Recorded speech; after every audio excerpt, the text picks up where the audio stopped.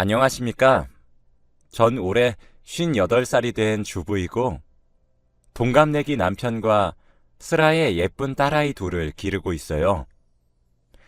이젠 하나로 줄었지만 말이죠. 지금으로부터 3년 전 어느 여름날 저희 가족에게 청천벽력과도 같은 소식이 하나 들려오게 되었어요.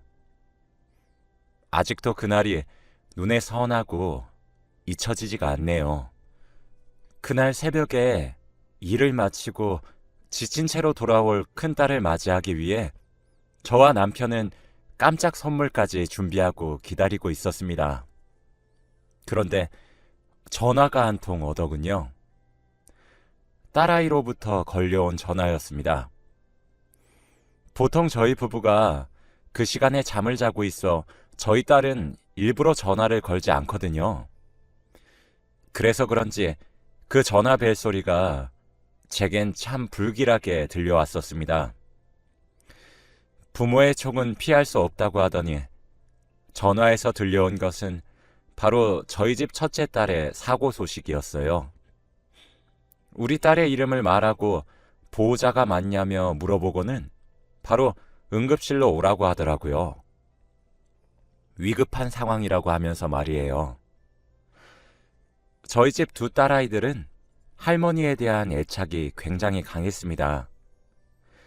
그 이유도 그럴 수밖에 없었던 것이 저와 남편이 둘 다 돈을 벌어야 해서 아이들이 부모 손에 자라지 않고 저희 어머니 손에 자랐거든요. 아이들에겐 외할머니인 셈이죠. 매일 아침 함께 온 가족이 함께 집을 나서서 저희 어머니께 아이들을 맡기고 저희 부부는 각자 일을 하러 갔고 저녁에 아이를 데리고 집을 가거나 종종, 아니 꽤나 자주 어머니께 아이들의 잠자리도 부탁하고는 했습니다. 적어도 일주일에 이틀 정도는 어머니네 집에 재웠던 것 같아요. 그래서 어머니의 집에도 저희 아이들의 옷이며 짐이며 많이 있었습니다. 그래서 그런지 엄마와 아이들 사이에 형성되어야 할 애착 관계는 할머니와 아이들 사이에 생겨버렸어요. 그래도 아이들은 저와 저희 어머니 둘 다 너무 사랑해 주었습니다. 순하기도 얼마나 순했는지 할머니랑 헤어져도 할머니 잘 자 하며 저를 따라왔고 제가 미안하다고 오늘 할머니 집에서 잘 수 있겠냐 물으면 엄마 화이팅 사랑해 라고 하며 응원해주곤 했죠. 그렇게 두 딸 모두 참 잘 자라주었습니다. 때는 첫째 딸이 고등학교를 졸업하는 나이였고 둘째 딸이 중학교를 졸업하는 나이가 되었을 때였어요. 그때까지 저희 어머니가 아이들의 양육을 참 많이 도와주셨습니다. 그때쯤 되었을 때 남편의 일이 잘 풀리면서 저까지 굳이 일할 필요가 없어졌고 늦었지만 아이들에게 온 마음을 다하자 싶은 마음에 일을 그만두고 살림을 하기 시작했어요. 그때까지 어머니는 근 20년을 가까이 사시면서 옆에서 많이 도와주셨습니다. 저도 저희 어머니도 젊었던 나이부터 돈을 벌어야 해서 오붓한 시간을 보내본 적이 없었어요. 그래서 늙었지만 그때부터라도 효도나 해야겠다 다짐했었습니다. 비극은 쥐도 새도 모르게 찾아온다더니 일을 그만두고 반년도 채 되지 않아 어머니는 갑자기 찾아온 급성 심근경색으로 손도 써보지 못하고 그만 돌아가시고 말았어요. 그때 둘째 아이는 집에 없었고 첫째 아이는 늘어지게 잠을 자고 있었죠. 그래서 방에서 갑자기 심장을 부여잡고 쓰러진 줄 몰랐던 겁니다. 첫째 아이는 그 이후로 제정신이 아니었어요. 죄책감에 미친 듯이 시달렸거든요. 사실 저희 부부는 친정이든 시댁이든 어른들이 많이 없으세요. 시어머니랑 시아버지는 남편이 어렸을 적에 일찍 돌아가셔서 친척들의 집을 전전하며 정말 아등바등 살아남았고, 저희 아버지는 제가 눈도 못 뜰 신생아 시절에 사고로 일찍 돌아가셨거든요. 저희 어머니께 100번, 1000번 감사해도 모자랍니다. 두 딸이 할머니를 그렇게나 따랐습니다. 그래서 그 기억 때문인진 몰라도 딸아이 둘 다 할머니란 존재를 끔찍히 여기고 있고, 이 법칙은 낯선 할머니들에게도 적용됩니다. 저희 어머니가 심근경색으로 돌아가셨을 때 아이들은 장례식을 치르면서도 몇 번씩이나 혼절을 했어요. 그 이후 밖으로 놀러 갔던 아이들이 갑자기 시들시들해진 나무를 몇 봉지씩이나 사오는 그런 일들이 종종 생기기 시작했죠.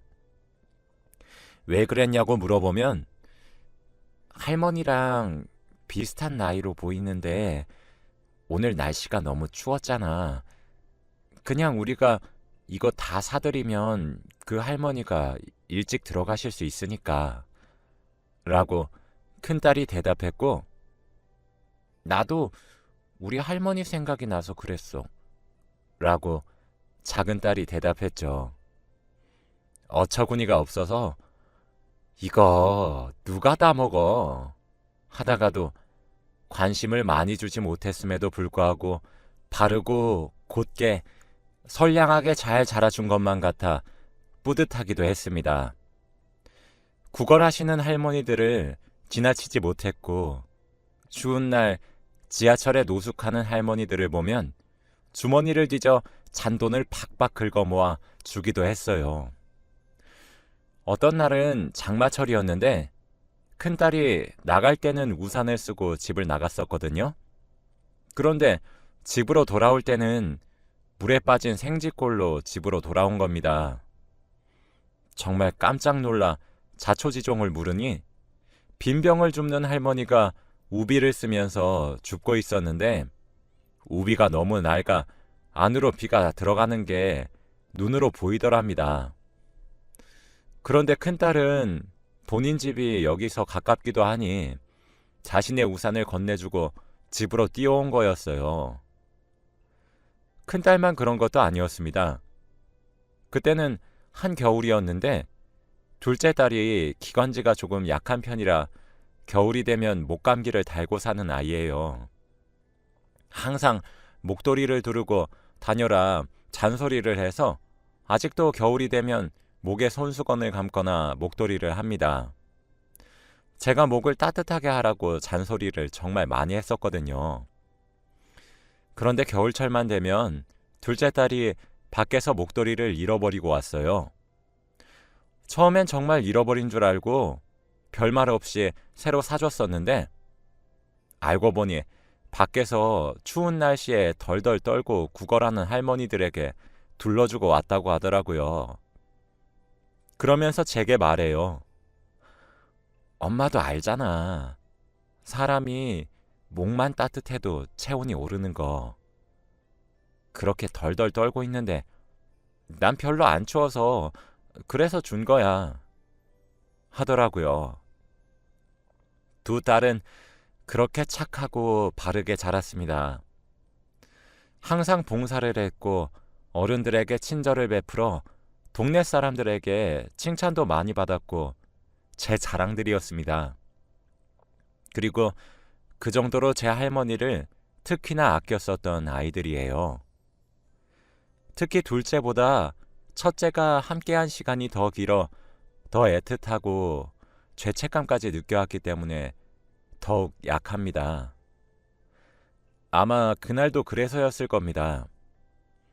큰딸은 자신의 꿈은 구급대원이 되고 싶다고 말을 하던 아이였어요. 아이가 그런 꿈을 가지게 된 이유도 돌아가신 저희 어머니 때문이었거든요. 큰딸은 아직도 그날의 죄책감을 많이 가지고 있습니다. 자신이 그날 잠에 들지 않았다면, 응급처치를 할 수 있었다면 하는 그런 생각이요.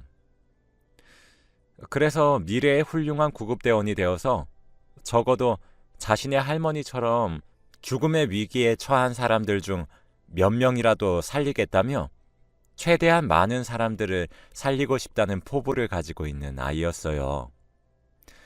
그리고 또 하나의 꿈이 있었습니다.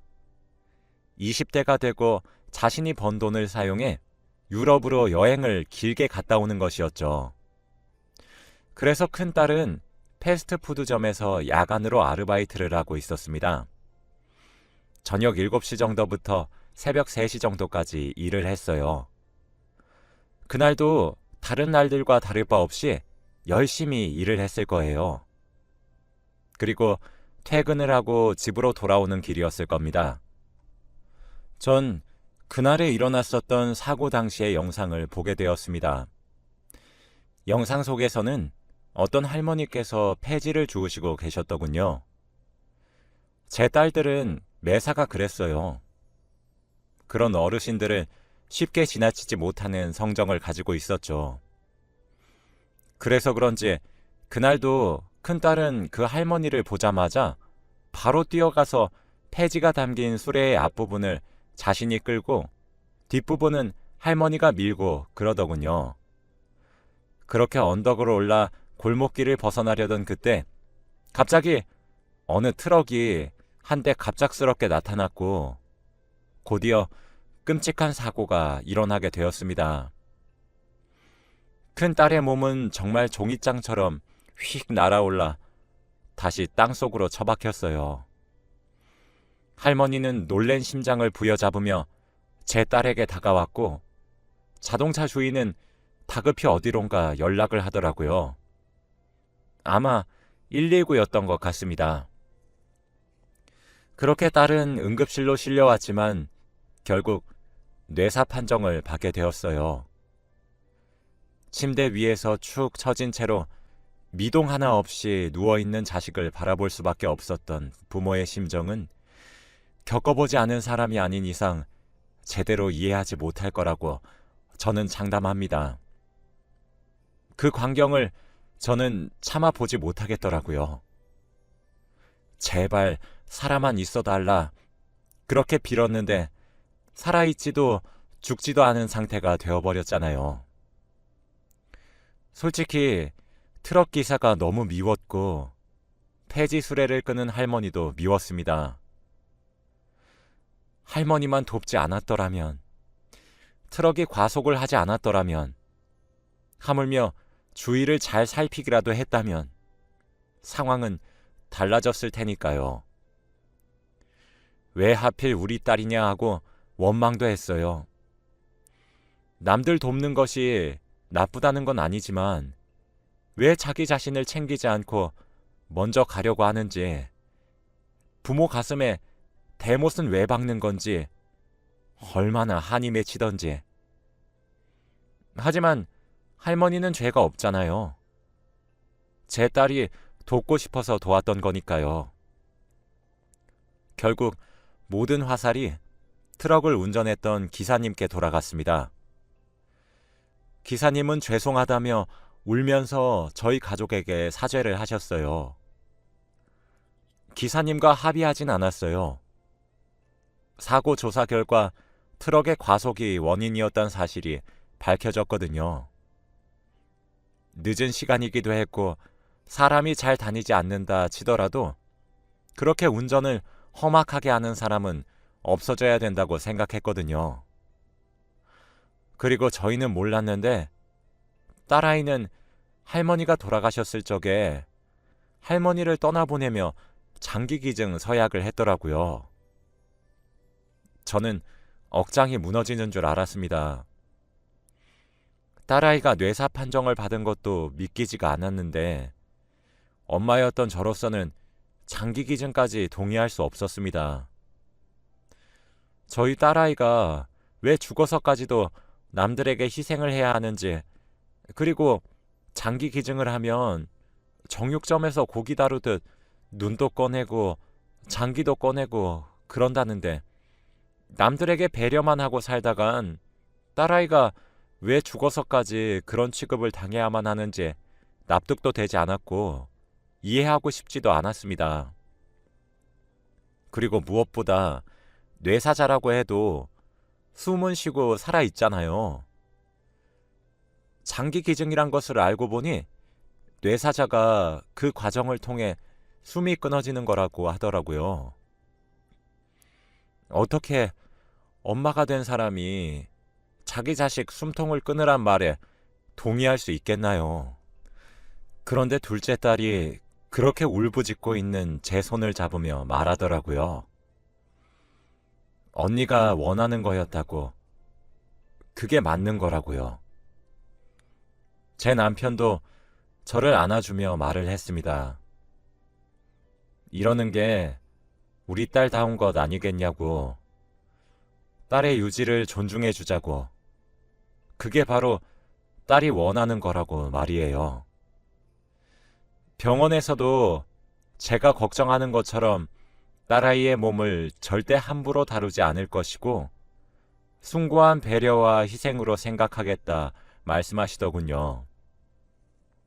그렇게 우리 딸은 결국 생전 자신이 했었던 생각대로 장기를 기증하였고 그렇게 총 6명에게 새로운 삶을 선물해주고는 하늘의 별이 되었습니다. 그쯤 되니 하늘이 원망스러워지더라고요. 제가 사랑하는 사람을 죄다 데려가는 기분이 들었거든요. 우리 부모님도 모자라 자식까지 데려가나 싶었습니다. 딸아이의 장례식도 사실 무슨 정신으로 치렀는지 기억이 잘 나지 않아요. 원래 부모의 상을 치르는 것보다 자식의 상을 치르는 것이 더 지옥 같다고 얘기하잖아요. 저와 남편은 상주도 제대로 서지 못했습니다. 장례식 내내 넋이 나가 있었던 것 같아요. 하나 남은 둘째 딸이 모든 것을 정리해야 했습니다. 그 어린 나이에 말이죠. 지금 생각해도 참 미안하네요. 저와 남편은 그 이후로도 한참의 시간 동안 눈물로 나를 지새우고 슬픈 나날들을 보냈습니다.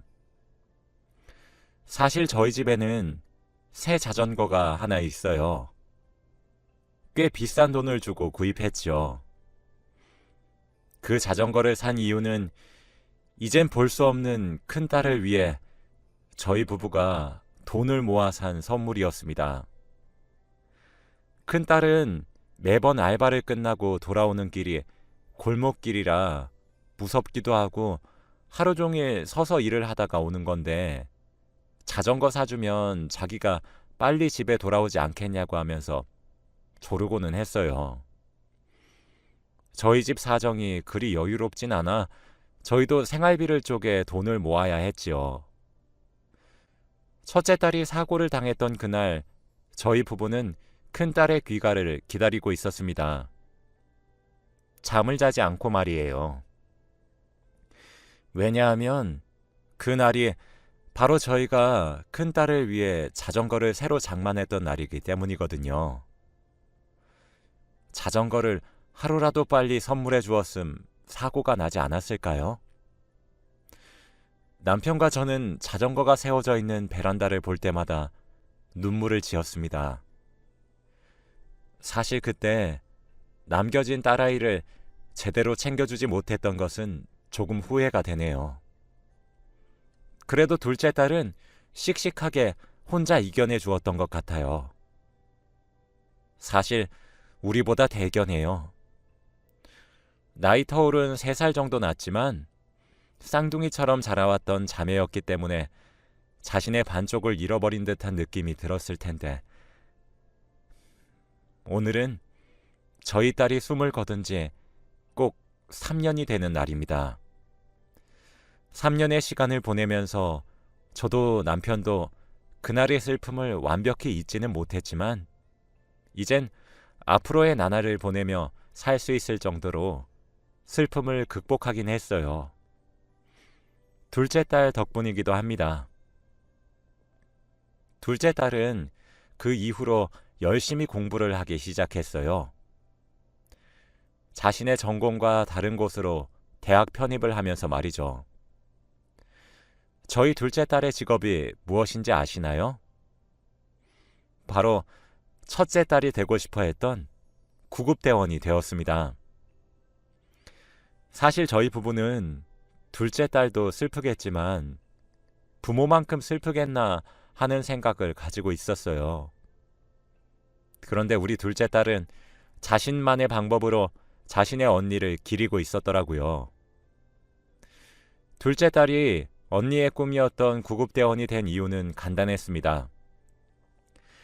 자신도 언니의 숭고한 희생정신을 담고 싶고 언니가 못다 이룬 꿈을 자신이 대신 이뤄주고 싶다는 이유뿐이었어요. 둘째 딸의 원래 꿈은 소방관이었거든요. 그래서 첫째와 둘째가 동생인 너는 불을 꺼서 사람을 구해내면 언니인 내가 응급처치도 잘하고 병원으로 재빠르게 이송해서 꼭 살려낼게. 우리 같은 곳에서 근무하면 정말 좋겠다. 우린 정말 내노라는 파트너가 될지도 몰라. 하며 종종 말하곤 했었습니다. 불을 끄는 꿈을 포기한 이유는 저희 때문이었어요. 둘째가 그러더군요. 언니를 잃어버렸을 때 저와 남편이 울부짖고 힘들어했던 모습이 너무 보기가 힘들었다고 말이죠. 그리고 생각했답니다. 소방관 중에서도 구조 분야는 항상 두 사람을 구해야 한대요. 한 사람은 구조를 요청한 사람이고 또 다른 한 사람은 바로 자기 자신이죠. 그리고 제 어머니이자 딸아이의 할머니도 언니도 잃은 저와 남편을 봤을 때 자신도 남들에게 희생하다 죽게 되면 저희 부부를 죽어서도 볼 낯이 없을 것 같았답니다. 자기를 언니처럼 잃게 하고 싶지도 않았다고 해요.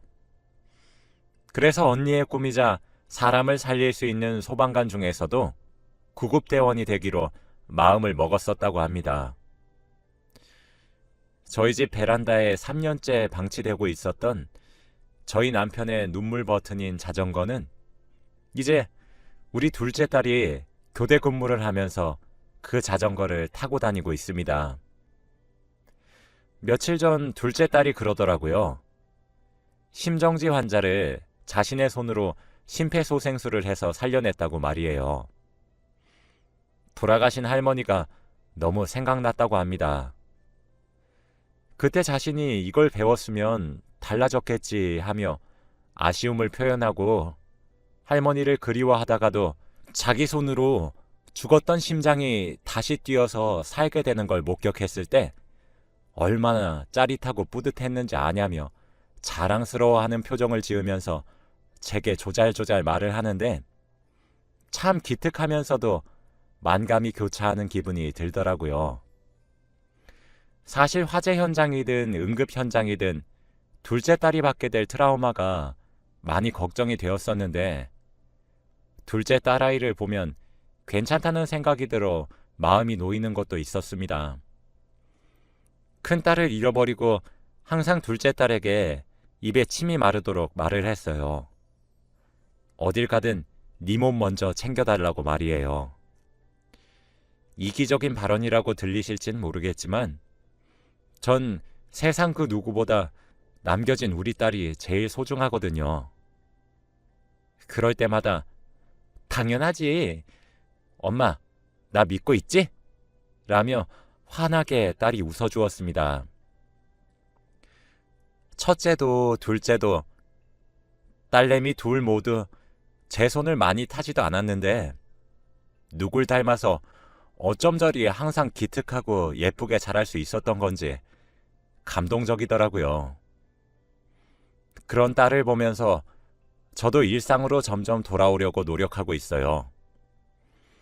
아이를 잃은 이후 제 삶은 피폐해질 대로 피폐해졌었는데 남은 아이를 위해서라도 제가 일어서야 될 것 같습니다.